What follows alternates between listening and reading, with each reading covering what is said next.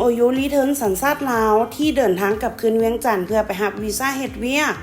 มีขั้นตอนที่แรงงานสัญชาติลาวจะต้องผ่านกระบวนการกวดกะ6พยาธิต้องห้ามโดย6พยาธิต้องห้ามที่ท่านต้องตรวจสุขภาพแม่นมีพยาธิขี้ทูตพยาธิวัณโรคระยะอันตรายพยาธิซิฟิลิสขั้นที่3พยาธิพิษจากเหล้าการติดยาเสพติดพยาธิตีนสร้างและสำหรับแม่หญิงจะมีการกวดกาการถือผ้าเส้นเดียวกันเนาะ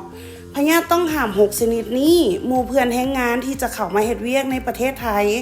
ต้องบ่มี6พยาธิต้องห้ามที่อยู่ในระยะแพร่เชื้อ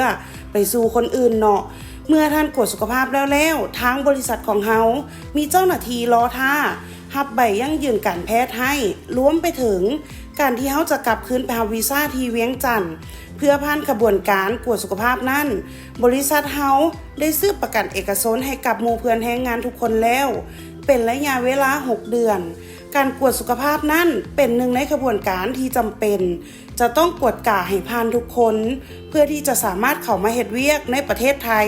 ได้อย่างถูกต้องตามกฎหมายเนาะสอบถามรายละเอียดตืมโทร